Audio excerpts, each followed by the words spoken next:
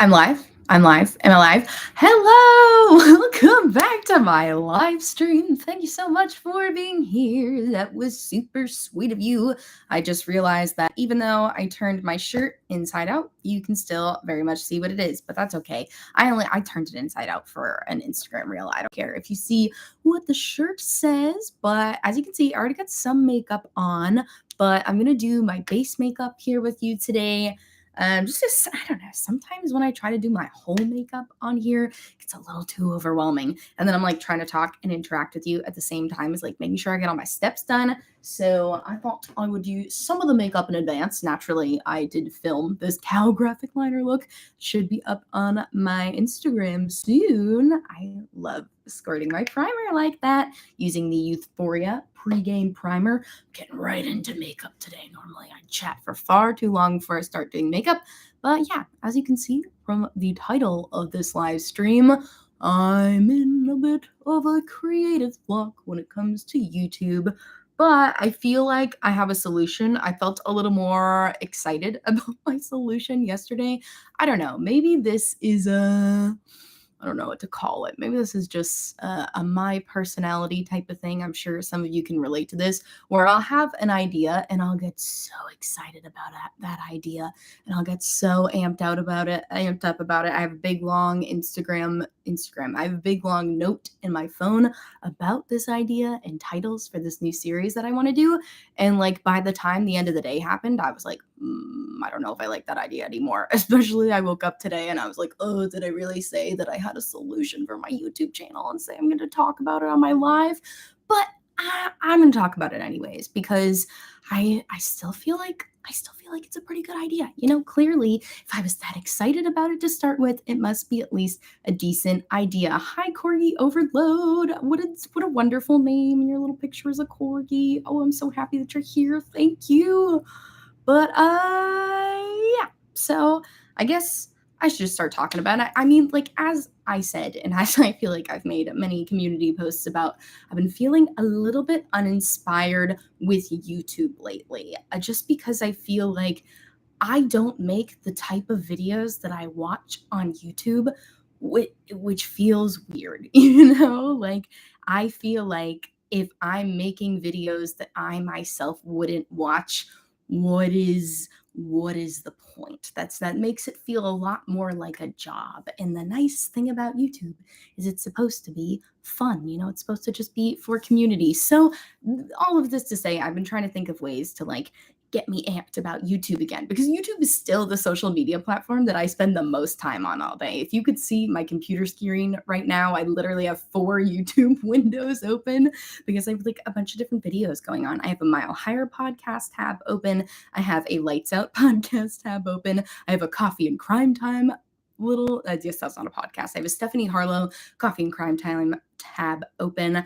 As you can see, I clearly have a type when it comes to YouTube, and I am not about to start making true crime videos or conspiracy videos or scary videos like Josh does in the Lights Out podcast, because I just don't want to be surrounding myself with that type of research all the time. And frankly, I think there's enough true crime YouTubers to last us all a lifetime. But I have to turn around. Sorry, I'm leaving you hanging with that, but all of my makeup stuff is here. I gotta get my color corrector here, my little Flower Beauty Peachy under eye color corrector. But all of this to say, it's so hard being live because I am a rambler. And when I post my YouTube videos, I cut out all my rambling in here. It's all out in the open for you. But what I was going to say, there we go, came back to me. What I was going to say is that I don't want to be a true crime YouTuber at all, not of interest to me. But what I notice between all of these tabs that I constantly have open on my YouTube page is that they're all podcasts, or at least like along the podcast lines. Like Coffee and Crime Time by Stephanie Harlow is not a podcast. It's a little more edited, but the format of it is kind of podcasty. And I'm not saying that I'm starting a podcast. Definitely not what I'm saying, but also not ruling it out. But I don't know. I feel like I want to start making videos that are a bit more casual. I feel like that's what's been giving me difficulty with YouTube is, you know, I've been on YouTube since 2018. I know that's pretty cool, right? I've been on YouTube since 2018, and I feel like I've definitely fallen into sort of a formula of how I make videos. Hi, Angelic Venom. Oh my gosh, thank you. The cow print liner. Isn't that fun? This was totally an accident. I was going to do a different liner, and then I accidentally made the line way too thick, and I was like, what the heck? Let's just add some little cow print spots. So thank you so much. I'm so glad you like it. Oh my goodness. What was I saying? Oh my gosh, this just changed my whole mood. Thank you so much.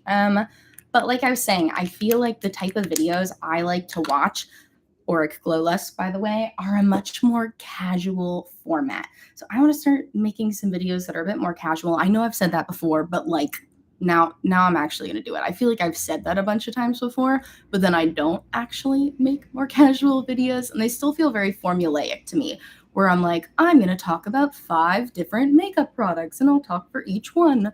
And I'll talk about each one for like 3 to 5 minutes, and then that's the video, and it's approximately 20 minutes. And I'm getting so bored of doing that. And like I said at the beginning of this live stream, like, I don't find that interesting to watch. Yes, Lilac Sunset, more like storytelling, exactly. And honestly, just more videos that I don't need to edit as much, because I edit so much for Instagram that I think it could be fun to have one social media platform that I don't have to edit much for. And I'm beating around the bush a lot. Bush, did I say bush or bush? Who cares? You know what I mean?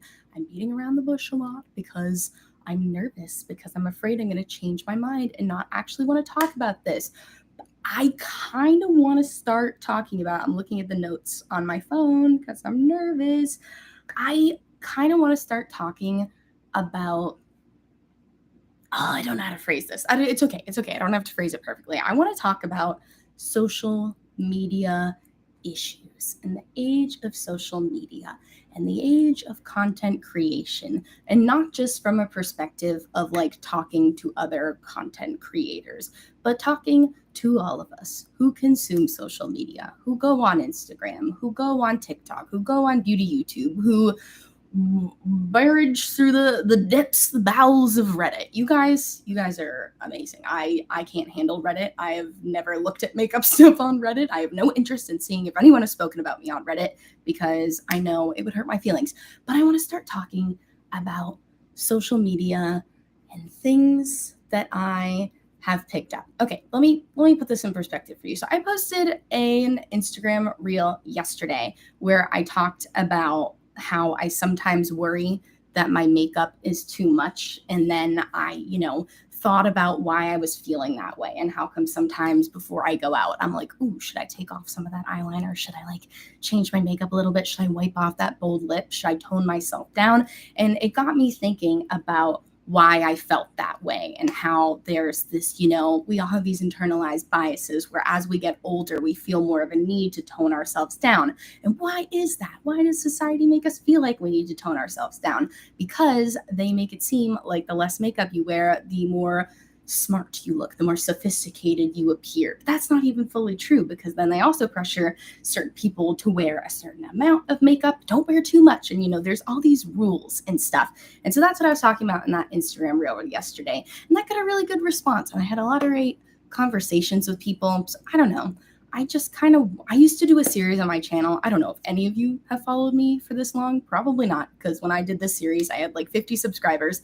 But I used to do a series on my channel called Makeup and Mental Health, where I would do my makeup while talking about a mental health related topic. Like, I did a lot about social anxiety, because spoiler, I have social anxiety. That's one of the ideas for the new series. What did I say? Social anxiety media, something like that. Social media for the socially anxious. That's another one I put down there. Basically, I want to talk about what it is like being socially anxious and being on social media. I'm using my Wet n Wild tinted hydrator, by the way. Forgot to say what I was using there.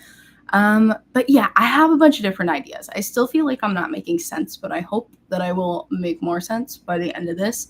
And what did I write down? Oh, so I wrote down like some some episode ideas. And one of them I wrote down was talking about mean comments and how to respond, or if you should even respond at all. It's another reel I made recently where I talked about how, like, if you don't like someone's makeup, don't tell them, because why would you want to hurt somebody's feelings like that? But I feel like I could do a whole episode on that, because I've definitely had some reels go viral over the last year, which is absolutely amazing, but it also has opened me up to the bowels of the internet and many people who just do not consider the consequences of their comments at all, and how it's going to hurt a highly sensitive person's like me's feelings. So I feel like I've had to do a lot of internal work on learning how to deal with that. And Angelic Venom, thank you so much. They said, I think loads of people will be able to connect with that. That makes me so happy to hear, because I don't want it to feel like it's just like, oh, this is what I've learned from going viral on the internet, so this only applies to you if you also are a content creator, because I don't think it only applies to you if you're a content creator. I definitely started seeing more mean comments as my videos did better. But even back in my early YouTube days, I definitely still got mean comments from people. And even before I, branded myself as a content creator, I still got mean comments from people. I got a lot of comments on that Instagram reel talking about mean comments of people saying that they've gotten comments that are mean on their makeup in real life. And that's like, ooh, baffling to me. I haven't gotten too many of those in real life. I don't think I've really ever gotten any mean comments about my makeup in real life. Definitely some snarky ones, that's for sure. So, I thought that could be a fun topic to talk about. And also, just try to, maybe influence some people who maybe have left a mean comment before and didn't consider the actions of those mean comments. And spoiler alert, they're projecting their own insecurities onto you. So, that's usually why they're leaving a mean comment. But I think that could be a very interesting topic to talk about, because, we live in a very comment-centric world on the internet now. Nothing's just reading and absorbing information anymore. Even news articles have a comment section at the bottom. One of the funniest things I saw a couple of years ago, I used to be really into watching those BuzzFeed tasty videos. It's just those little overhead videos of them making little quick recipes. And did you know how many hate comments there are on the BuzzFeed tasty videos? And it's food videos. Like, I don't understand how you could have anything hateful to say, but that's just, kind of the world we're in right now, and it's a lot to navigate, and it certainly takes a toll on your mental health. So I thought that could be fun to talk about. But then what else did I put for ideas? Ooh, another idea that I struggle with is oversharing. Am I creating community, or am I saying too much? I feel like that could be a very interesting topic to talk about. Sorry, I gotta grab my concealer. I'm over here talking so much. I feel like oversharing could be a super interesting topic to talk about, because I think, the internet is a wonderful place to find community and to connect with people who you might never meet in real life. And I think that's wonderful. But when does it become too much? I just feel like that's such a tricky topic, especially for content creators. We're constantly told, be authentic, talk about things that people don't talk about, so that it creates community and so that you can be a little controversial and more people will follow you, yada, yada, yada. But when does authenticity become oversharing? What is oversharing? What do we even consider oversharing? I don't know. I think that could be a very interesting topic. And that doesn't even, just apply to social media. I know I personally have definitely been an oversharer in a workplace environment before. So I feel like oversharing could definitely be a relatable topic. And I just think there's a lot of nuance to that topic. So I'd love to be able to talk about that more. Oh, I also put another one down there that said when to unfollow someone, because I definitely have been unfollowing like you would not believe lately. It took me a long time to get over the guilt of unfollowing someone. And I think that has a lot to do with being a content creator myself, as I'm like, oh, I don't want anyone to unfollow me. That's mean. Don't unfollow me. That's rude. So I think there was a long time where I was continuing to follow people who were just posting nothing but negativity, and like their posts made me feel bad reading them. And I'm not talking about somebody having a bad day. Like, don't unfollow somebody just because they're having a bad day. Actually, don't let me tell you what to do. You unfollow whoever you want to unfollow. It doesn't matter. But like, I'm not going to unfollow someone just because they're having a bad day. But if someone is constantly posting negative content, and that, maybe they're making fun of other people. I've unfollowed a few people who were like posting about other people's makeup looking bad. And I was like, whoa, we don't subscribe to that over here. What the heck is going on? So I think that could be an interesting topic, figuring out when to unfollow someone and frankly, when to block someone, because I've been hitting that block button. I've been hitting that restrict button. That's something I'll tell you right now. Did you guys know that on Instagram, there's a feature where you can restrict someone? You can do this on Facebook too, which is amazing. I love doing it on Facebook. Maybe you have a family member who you can't block because they'll notice and it'll get brought up at the next family party. You can just restrict them. It's an amazing feature. And basically what it does is it makes it so that, at least on Instagram, I'm not fully sure how it works on Facebook, but on Instagram, if you restrict someone, they can continue to comment on your videos, your photos, your whatever, respond to your stories, interact as normal. But it just goes into the void. It just goes nowhere. They're the only ones who can see it. Isn't that so wonderful? To me, that's the ultimate revenge, is for a person to feel like they're getting the last word, but it's just going out into nowhere. Oh, it makes me so happy. I'm always telling people about the restrict button. If I ever see like a mean comment on another friend's post, I'll message them and be like, hey, if you're not down to block this person, you got to at least restrict them, because they got no business saying things like that to you. So that's another topic idea. Sorry, I had to grab my e.l.f. putty bronzer, shade tan lines. What's another idea I wrote down? I wrote down screen time when your career is online. I feel like that's one a lot of us can probably relate to now. I know before I was doing content creation as my only job, I was doing another job where I also had to be on the computer all day. So I feel like it could be interesting to talk about how to control your screen time, or what does that even mean? How do we set any boundaries with our screen time when your career is online, whether that's content creation or working from home or anything? Yes, exactly. Yes, Angelic Venom makes such a good point, saying that it's hard to remember that all aspects of life, Instagram, etc., are just tiny glimpses into people's worlds, mainly very edited. Exactly. Yes, that is such a good point. Oh my gosh. No, you're totally right.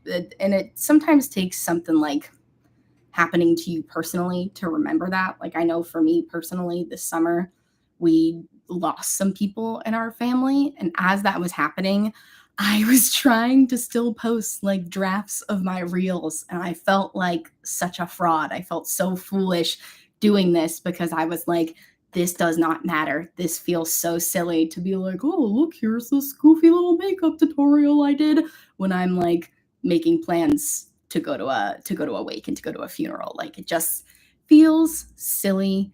So yeah, I think that's a good reminder people need to know, is that you're only seeing tiny glimpses into people's lives, and some people share more than others. That could go into the oversharing category too.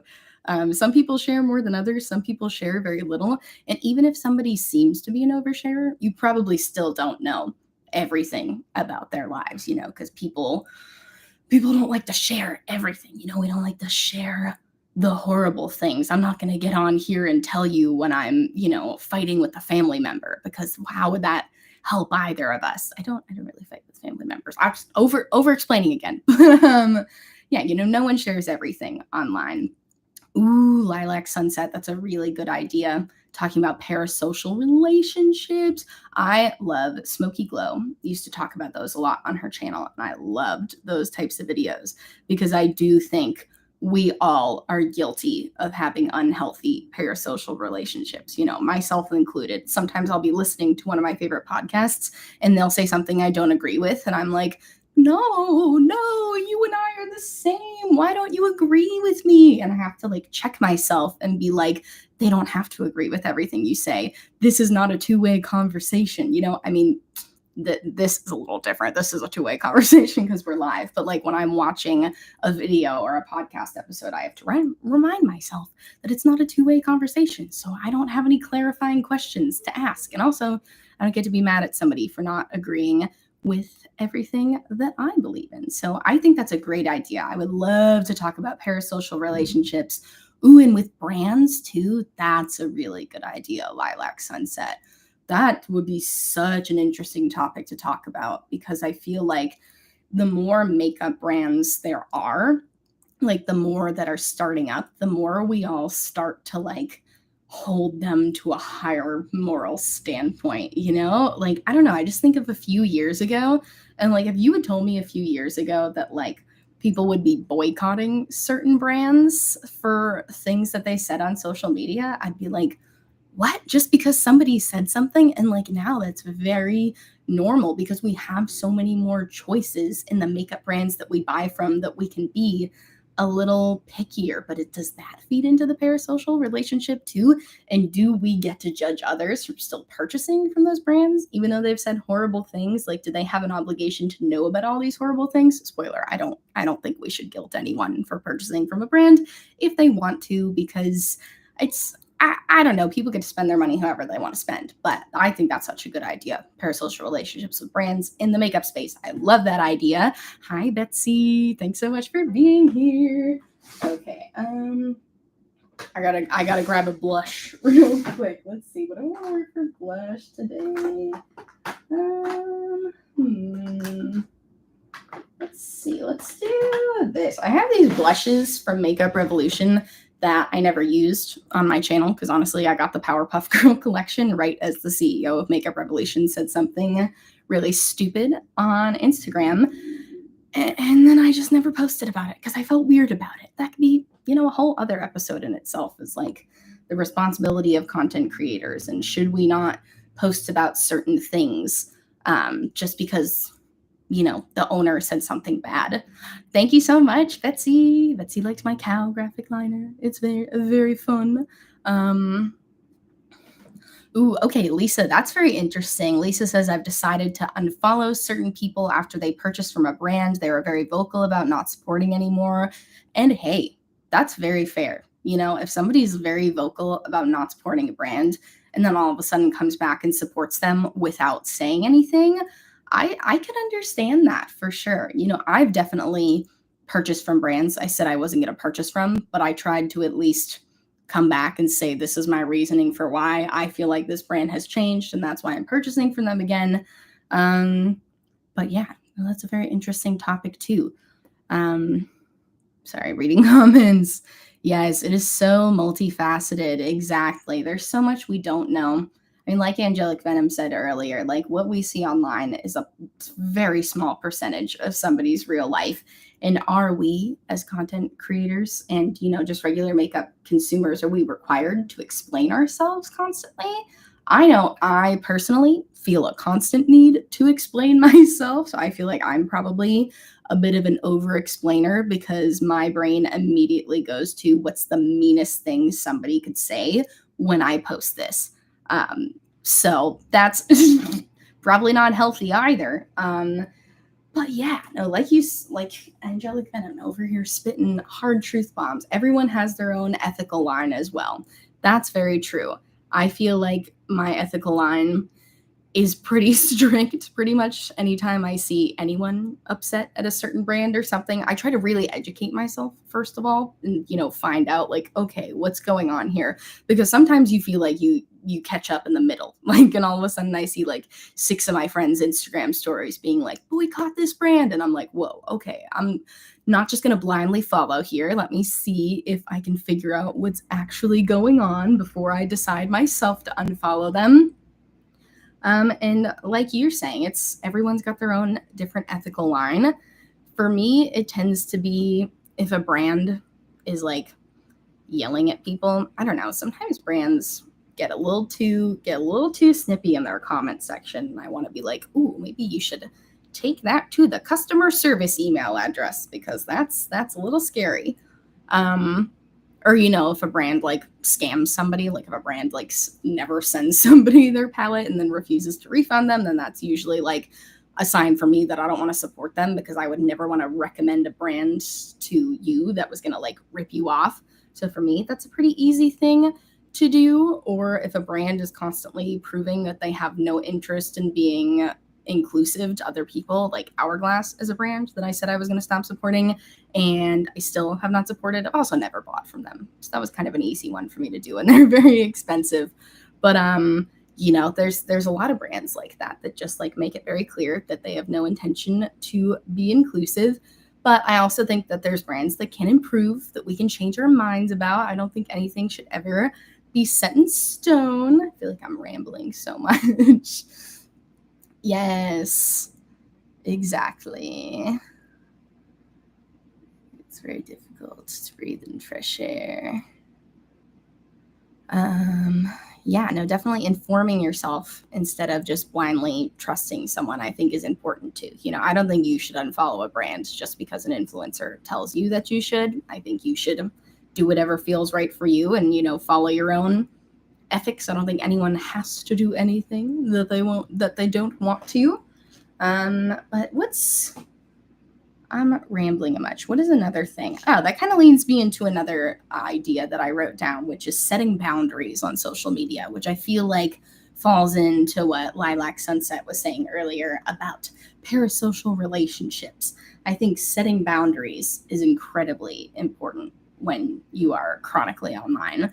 I am trying to be better about that. Something I have done to be better about that is not feeling the need to respond to every comment on every single video, every single reel, every single post, because I definitely used to feel like I had to respond to everything, even if somebody left just like a mean comment that doesn't justify a response. I would still like try to kill them with kindness. I'd try to say something really nice back in hopes that they would, I don't know, not that I would hope they'd change their mind. I just wanted to look like I responded to everyone. I don't know. I felt like, oh, I can't delete it. I can't delete that mean comment, because then they'll come back and be like, you deleted my comment, which like, who cares? I delete more comments now. I'm like, if you left a comment on my video where you just said like, you're ugly, I'm gonna delete it because it doesn't have anything to do with the video, and I don't like seeing it, and I don't need to respond to that. Whereas like a few months ago, I'd be like,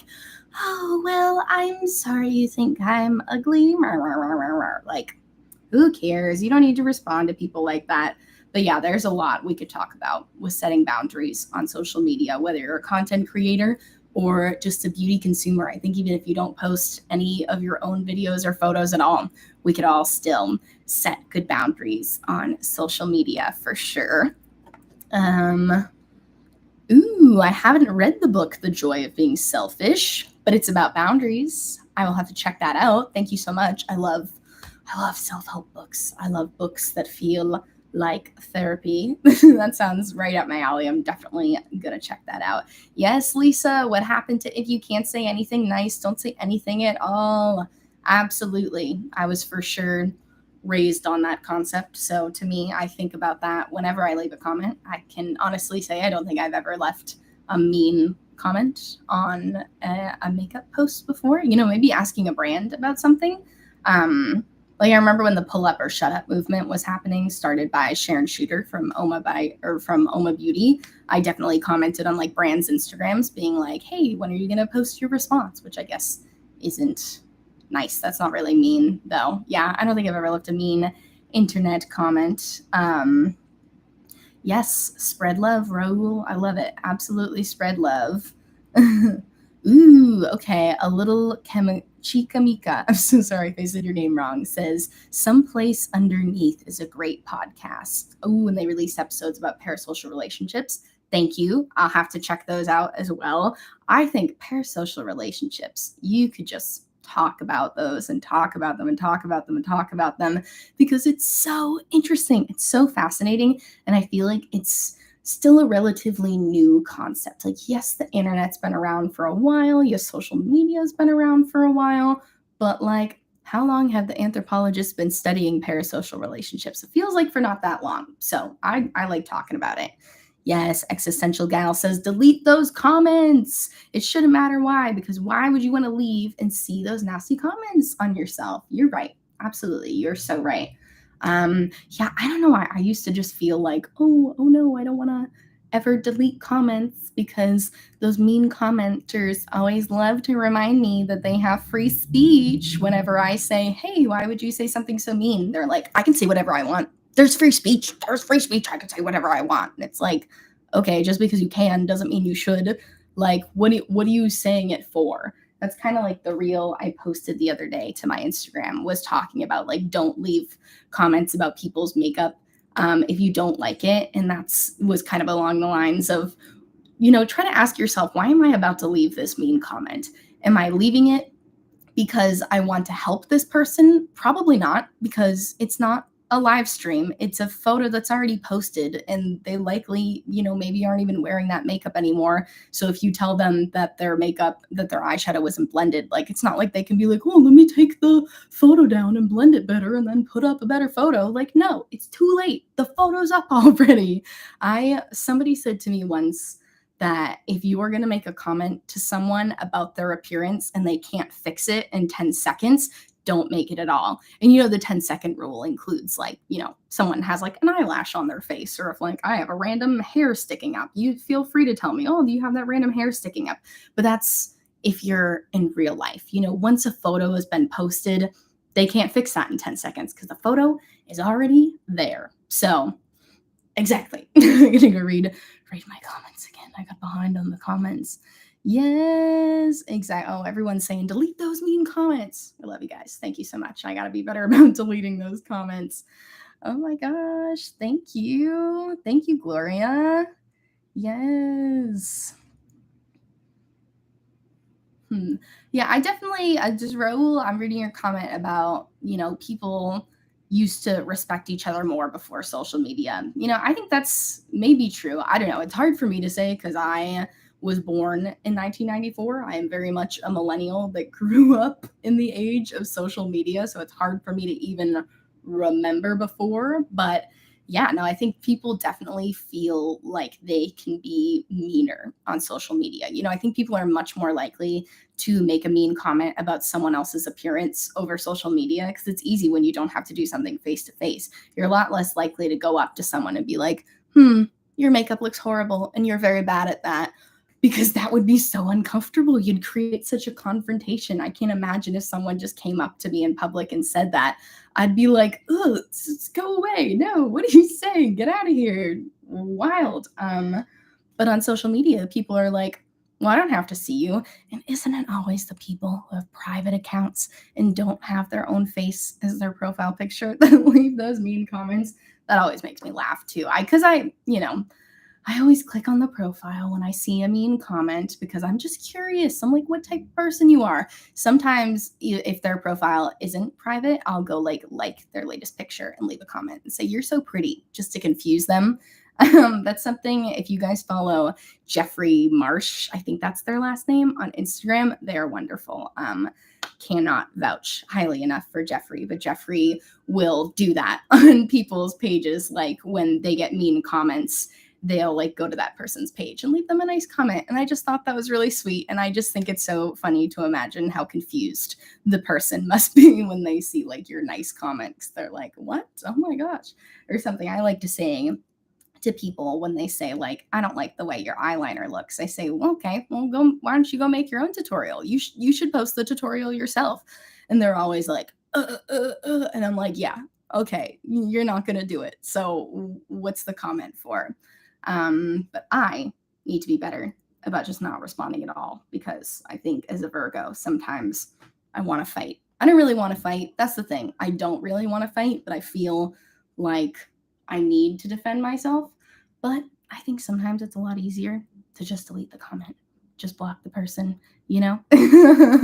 something like that. But yeah, I should put some more makeup on. Let me grab a highlighter real quick. Is this the one I wanted to try? Yeah, let's put Prophecy on. Put this freaking Kaleidos highlighter on. Little multi-chrome highlighter. Never hurt anybody, right? Yes. That's true, existential gal. Like, some people do carry their online personas into every day, and that is a little scary. I do think, social media has probably empowered some people to start acting very out of line in person, and I do think that's scary. And I think, I don't know what we can do to stop that. I really don't. I'm not claiming with this new series idea that I'm gonna stop people from being mean online, because I honestly feel like the mean people will probably not watch those videos anyways. But, at least I think all we can do is, we can't control what other people say. We can only control how we respond. Pretty sure. I don't know. I can't control what you do. I can only respond to how I react. I'm pretty sure Andy says that on The Office when he comes back from anger management. But I really do think that, there's going to be some people who are going to always leave mean comments on Instagram. And you know what? I think a lot of that has to do with nature versus nurture. I think, some people maybe grew up in a home where they had mean comments said to them all the time, and that's very, very sad. Now, I do think there's a lot of people who also grow up in homes where maybe they're getting mean comments all the time, who don't go on to do that. They break the cycle. They don't keep that going. And I think that's all we can do for ourselves. But, some people are going to be like that. And I still try to have empathy towards them. That's why I do occasionally respond and say, hey, what did you want me to take from that comment? Just curious. Like, when you said that that's the ugliest eyeliner you've ever seen, what did you want me to get from that? Because you're clearly not trying to tell me how to do it better. You're just being mean to be mean. Now, do they ever have a good answer? No. They come back and they're like, oh, my free speech. I have free speech. I can say whatever I want. I have free speech. So that tells me you don't intend to do anything positive. I hope that at least makes them think twice another moment.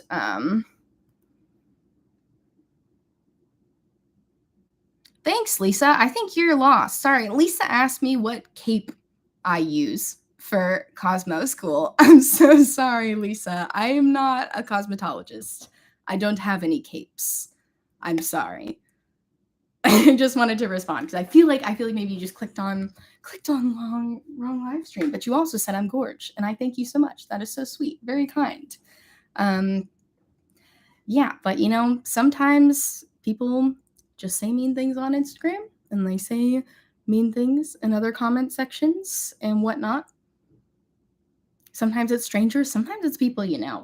That's kind of why I got off Facebook, because I feel like people start leaving mean comments, maybe people you went to high school with or something or whatnot, and it's like, ugh, that's a little jarring to see. But what else did I write down for ideas for all just kind of based in the world of social media? I don't really have a particular topic. It's kind of just like I wrote down social media for the socially anxious. Warning, sensitive content creator, me. That's parentheses. I like that. I like that title too. Staying well while going viral. Kind of a fun title because viral is virus and staying well is health. Social media meltdown. I don't know why I read that. That doesn't really make sense. I would break my description is breaking down social media problems and other things that come up in the age of technology. So, yeah, selfie care, loving yourself in the cesspool that is the internet. Just various ideas that I feel like embody what I'm trying to talk about here. I gotta get a lip gloss or something. I don't know. I'm wearing a lip balm, so it's starting to get gross on here. Yes, you're so right, La Chica Mika. I like to believe that it comes from a place of insecurity, displeasure with self, and don't take mean comments personally. And you're so right. It's whenever someone leaves you a mean comment, it's because it's a projection of their own insecurities. And I feel like once you really nail that home in your brain, it makes the comments hurt a little less, because comments definitely used to hurt more. I'm not saying they don't hurt at all anymore. If I'm being honest, they don't make me sad anymore. They just make me angry because I don't know. I think if you're curious, my Myers-Briggs personality type is an INFP, which is the idealist.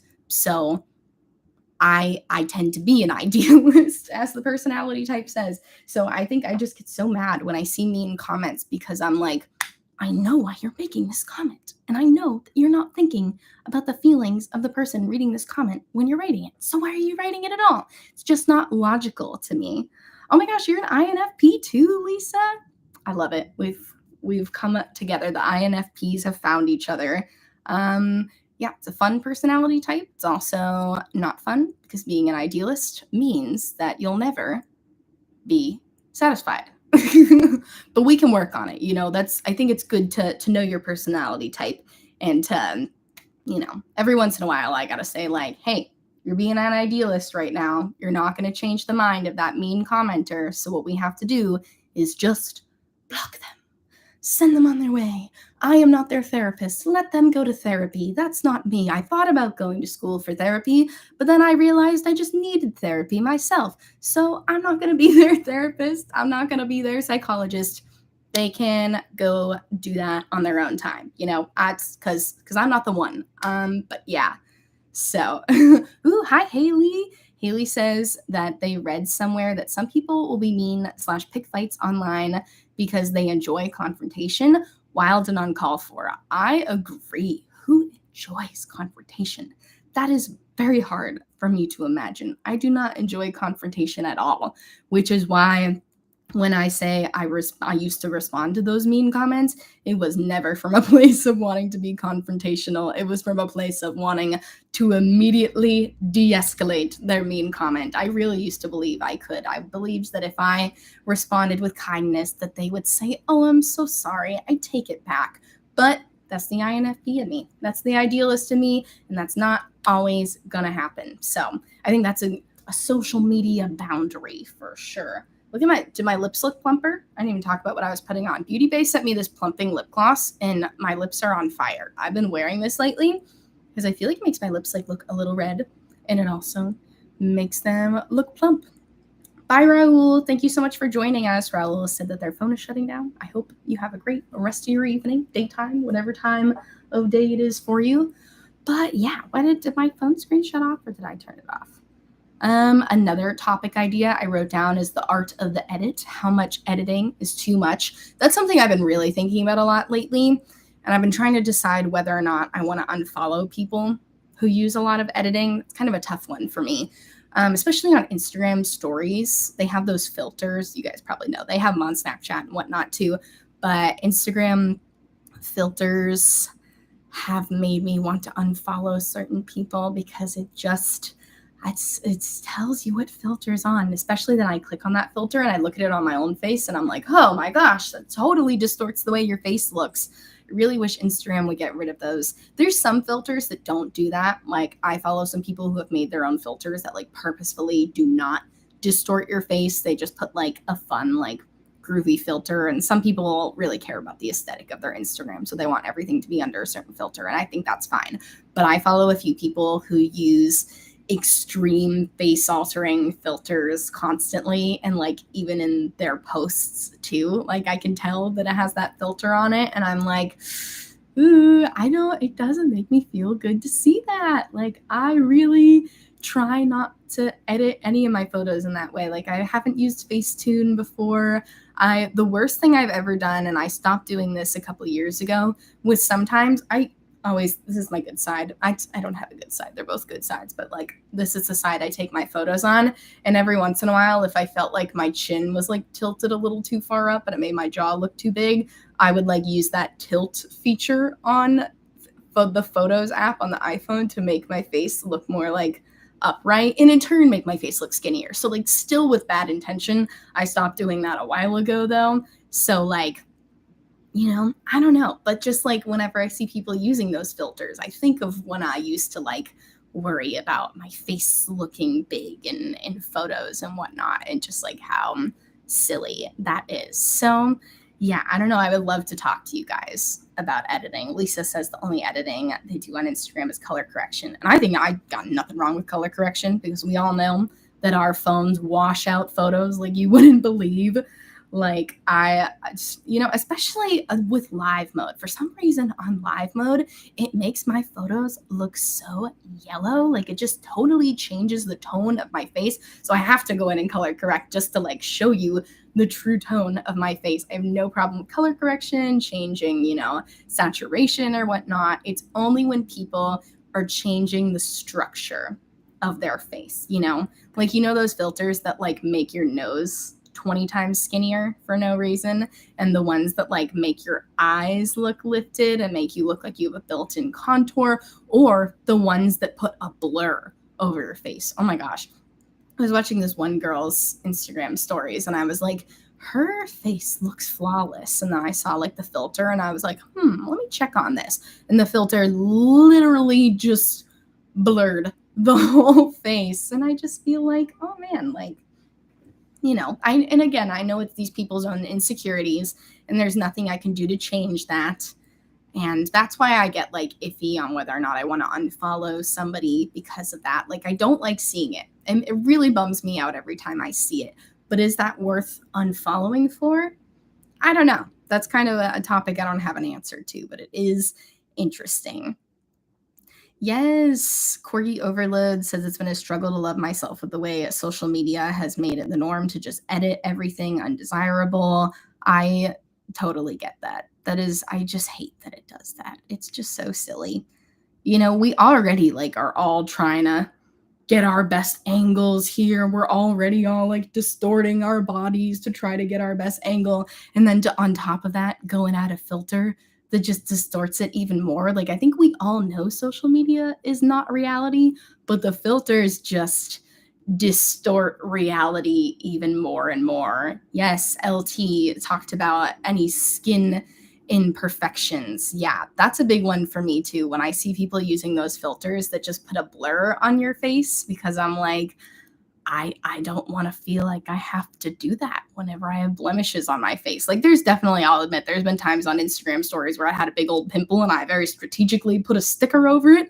I'm trying to do that less. I'm trying to just, be open and honest, but I definitely don't want to feel like I need to put a filter on my face. Yes, I love that. Haley says, when I started my makeup page, I promised myself I wouldn't use any filters at all and only use minimal editing. I love that. I love following people who do that too, like especially when people advertise like no editing on my photos. I'm like, yes, let's do it. Let's absolutely do it. Or when people are at least honest. Like, I follow this one girl who does use Facetune to edit her photos slightly. She doesn't distort her face, but she does like use it for an airbrush effect, but she's at least honest about it. So, it's like, that's why I still follow her, because I don't love that she does that, but I admire that every time she does it, she's like, here's the original photo. Here's a screen recording of what I did to make the photo look more professional, in her opinion. So I at least appreciate the transparency, because especially when people, when you're on Instagram stories, it tells you what filter they're using. So like, it's all up front. You can click on it and you can see it on yourself. You can see if it distorts your face. But when somebody then saves that photo and then re-uploads it to Instagram, it doesn't tell you that it's the filter. And sometimes I'll know, because I'm like, I can follow, like, oh, I remember when you posted that to your Instagram story and it said it had the filter on it. But when you post it to your feed, it doesn't tell you that it has the filter over it. And that, I feel like, is a little problematic. I don't like it, I don't like it. I like to know. It's, if you're going to edit your photos, I at least appreciate the transparency. Like I said, that one girl I follow is at least very transparent about it, but I did unfollow someone else recently because I could see that they filmed their reels with a filter, like because they moved their hand in front of their face and you could see like the little skinny nose filter. And I was like, come on, like when you put a filter on a video, that's crossing the line for me, unless it's an artistic filter that's like, making your eyes a different color for a cosplay or something. But when it's just like a makeup tutorial and you're putting a contour filter on your face, that's when I take issue with it. I just, I think it's an interesting topic to talk about more. Yeah. Editing editing is an art in itself, and I think there's a lot of nuance there of what's good and what's bad, and it's all going to be based off the person, and it's all based off the follower, you know. Like I said, I'm trying to be better about just unfollowing people that don't make me feel good. I've been sorry, I'm talking so much. I'm over here like burping. I've been trying to do a three strike rule lately. Like the first time I see someone's post and I go, "Ooh, doesn't make me feel great." I go, "Okay, let me give them the benefit of the doubt. Everyone's allowed to have an off day. I'm going to give them the benefit of the doubt. I'm not going to unfollow them right now." Happens a second time, I go, "Ooh, okay, we're seeing a pattern here. Somebody's been either posting negatively about something a lot, or they're using a lot of filters on their faces a lot, and it's not making me feel good in my heart." And then the third time it happens, I go, "Okay, this has made me feel bad 3 times. This is my Instagram I'm on, so I'm gonna unfollow." And I think that's perfectly good, you know. Ugh, Dog Brain Cat Scan says having a bad skin roller coaster makes me not post my really cool looks most of the time. I try not to care, but I feel it trying a lot. That's totally understandable. I feel you. I've been there before. I've definitely not posted things because I felt like, or I've not even done my makeup because I felt like my skin looks so bad. Like if I'm having a really bad skin day, I'm like, ugh, what's the point? Or I'll post like, you know, something that doesn't focus on my skin that's just like super zoomed in on my eye because I'm like, "Ooh, don't look at my giant pimple." But I think we should all reject that more and just post things with our skin looking less than perfect. And I think these filters don't help. I know I keep coming back to the filters, but I feel like even if we ourselves are like, "I'm not going to put a filter on, I don't care, I'm going to show my natural skin," I still don't think it's good for us to be seeing the filters constantly. I think it definitely has a subconscious effect where even if I feel, you know, good in my skin and I'm happy to show up here with my red cheeks, with my cheek redness and with my breakouts and whatnot, if I keep seeing people posting over and over again with filters, it starts to warp our reality, as all of social media does. It warps our reality into what's normal. I try to purposefully follow a lot of acne positive makeup artists and people I can recommend for you. Rocio Seja, Rocio. As can I post in the freaking thing? I'm going to. Nobody asked, but I'm recommending some acne positive influencers because it's really helped me a lot to follow these people and to make me feel good about posting no matter what. Rocio is a wonderful person. Also, Jasmine. What is her name? Jazz. I'm not going to try to say it. I'm just going to post Jazz LMAO. Too funny. But yeah, those two people are really amazing acne positive posters, people who don't cover up their acne and celebrate it. Rocio does a really cool series where she puts like these star stickers all over her face while she does her makeup, and then she peels them off and she lets her acne like peek through the star stickers and like makes it like part of the look, and it's so beautiful. So yeah, I think social media can be definitely a place that warps your reality, but I think we have to try to curate our own reality within it to the best of our ability. And I think that comes with unfollowing people, blocking people, and trying to follow a more diverse group of people. That's something I think is so important, to not just follow people who look exactly like you on Instagram. I think, you know, you should definitely follow people who maybe struggle with the same insecurities as you, because I think that's also good to see, like, oh, how did they overcome those insecurities?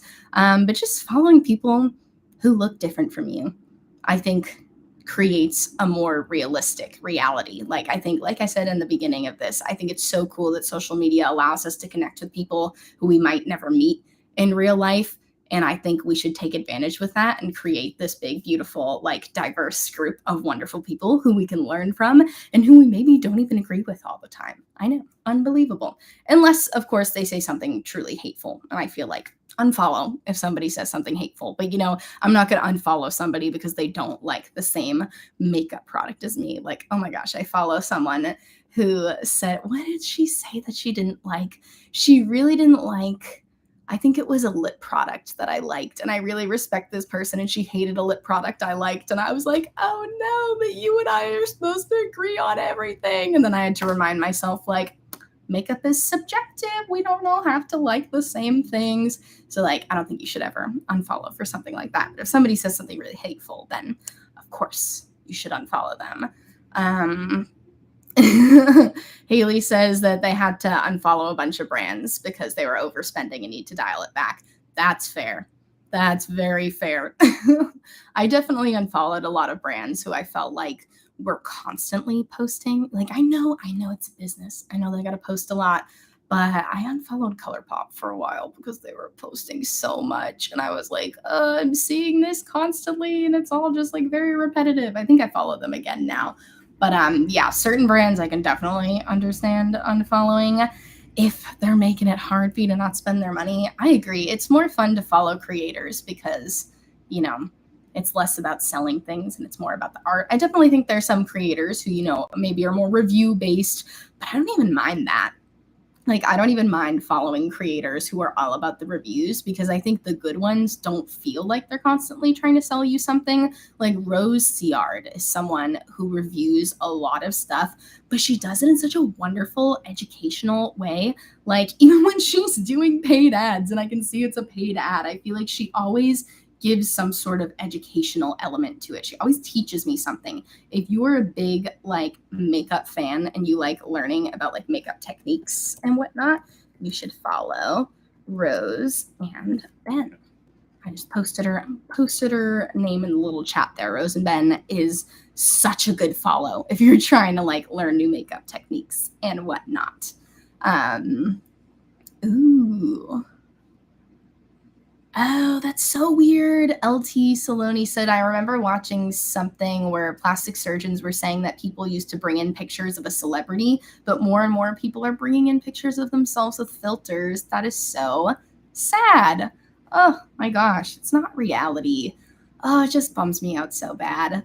I hate that that happens. And like, I know this was going around a couple weeks ago. Kim Kardashian, like you could see where she edited her shoulder to look sharper because her shoulders naturally look more like mine, where there's like a roundedness to it, and she edited it to make it look like super sharp, which is like just doesn't even really make sense. But like even when there's celebrities, they're editing like that, and I see them on TikTok sometimes too. People point out, you know, different models that edit their bodies, and you can see because you can see like a curve in the background, and it's just like, oh man, that is just really devastating stuff to see. I think doing that is so dangerous. That's one that, like, even if you disclose, I still think that's incredibly dangerous when you're editing your body like that. That could be another interesting thing to talk about. Editing your face versus editing your body. Is one less bad than the other? I don't know. That's a tough one. I think if you're really like editing your face to like make your nose look super skinny and to do like sharp contouring and stuff, I feel like that's almost just as bad as editing your body to look smaller. I don't know. That's the thing about these filters and editing, is that it's all editing to make you look smaller.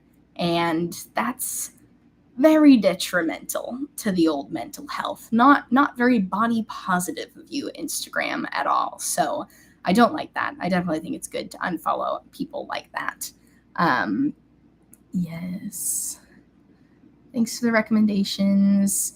Oh, thanks, Dog Brain Cat Scan. Dog Brain Cat Scan says, it's so tough and funny that things that bug me about my own face never bug me about the faces of others. That is so true. And that's such a good reminder. Oh my gosh. I think about that sometimes too, where I, look at a filter that somebody else used, and then I see a picture of them like normally, and I'm like, oh man, why did you feel the need to make your nose smaller? Your nose was a wonderful size before. Your nose looks great. And you're so right. Yeah. No, things that bug me about myself never bug me about other people. And that's what I'm trying to remind myself lately too. When I said earlier how I used to sometimes like tilt my face in the editing app to try to make my jaw look smaller. And then I finally said to myself, like, would you notice that in someone else's picture? No. Same with acne. I've been trying to do that more too, where like I'll almost not post a photo because I'm like, oh, you can see a pimple I have there. And I'm like, would you care in someone else's photo? Would that prevent you from liking their photo? No. So that's such a good reminder to be like, ugh, stuff doesn't bother you about other people. Why does it bother you about yourself? I get it. Yes, LT says, don't ever try to shrink yourself in any way to please others, physically or otherwise. Exactly. Hard agree. Um, yes, and Lisa says, also the bodies of other people, I never judge, but then I never judge other people on their bodies, but I do judge mine. And I think, we all struggle with that. It's so much easier to judge ourselves, who we see all the time and we see every day, than to judge others on the internet. And I think when people do judge others instead of themselves, like we said earlier, it's just projecting. Like I know when somebody leaves a comment on my page saying, like, oh my gosh, your eyeliner looks horrible, your face is so ugly, that they're seeing maybe some of their own features, and that's why they think it doesn't look good. I even have to check myself sometimes. Like, I don't ever leave mean comments on other people's photos, but sometimes I will see a photo and instantly my thought is like, ooh, I don't like the way their face looks there. I don't like the way a certain something looks there. And I have to stop and think, why don't I like the way that looks? Oh, because their face looks like mine, because their nose looks like mine. That's why I think that their nose looks bad there. Okay, yeah, no, check that, deconstruct that. We can't control. And this is something I struggle with too. Ugh, I can talk about this stuff forever. You can't control your initial reaction to something, but you can control your follow-up thought. So sometimes you might have a thought that immediately comes into your head when you see someone else's photo and says, ooh, that looks bad.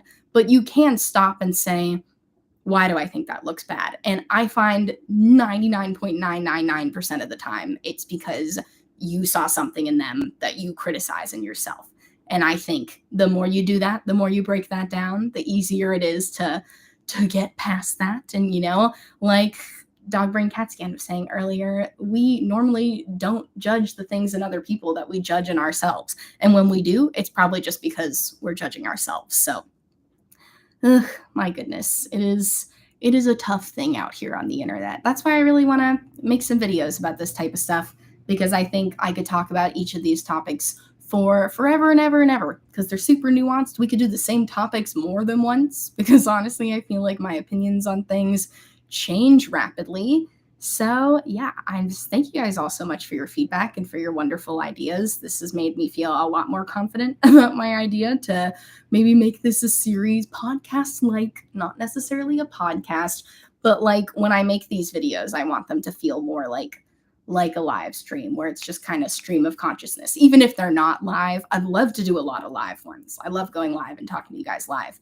But even if I do pre-recorded ones, I want them to be like either not edited or very minimally edited, because I think I personally like to edit myself a lot so that I make sure I come off very intelligent and very smart. But I don't have to edit myself to do that, because I am intelligent and smart. So I don't have to do that. Oh, yes, LT putting my thoughts into perfect words. They said your first thought is usually what society ingrained prejudice and preconceptions, but the follow-up is where you can criticize and evaluate that. Yes, exactly right. Oh my gosh, yes, your first initial reaction is what society has preconditioned you to think. Like, if you see someone and you say, ooh, that's not a flattering outfit on them. No. It's a beautiful outfit on them. You're just saying that because society has put this stupid idea of things being flattering in your head. What is flattering? Ugh, hate the word flattering. But yeah, and then you can critique and evaluate and break down those notions, and maybe if you do it long enough, you'll get to go right to the good thought first. I think we all have to do a lot of unlearning as we get older. We do a lot of learning, but we also have to do a lot of unlearning, especially those of us. I know a lot of you are around my age, maybe a little older, a little younger than me, and we grew up in the early 2000s where beauty standards were a big old yikes, to say the least. So we all have a lot of unlearning to do about standards of beauty. And I think, we're in a much better place societally today, but there's also still a lot of societal norms that are no good. So we got to keep questioning those, breaking them down, doing it all on social media. Yes, we're bringing it all together. But yeah, okay. I think I'm going to wrap up the live stream here. But I am going to get to making some fresh new content about these topics for you guys. And I really look forward to reading all your comments on it. Like I said, I'll definitely do more live streams about this kind of stuff too, because I like the live talking. I like the back and forth. It's really fun. Should I record them all live and then just post them? I don't know. I might not post them all live. Maybe we'll do like a live one every month, every couple weeks. I don't know. I gotta brainstorm some more. I gotta go type some more in my notes app. But thank you guys all so much for your suggestions. If you could do me a favor, give this live stream a thumbs up before you head out. I always forget to ask for that. But yeah, I thank you guys all so much for being here. I'll see you super soon, and I hope you have a great rest of your night. Bye.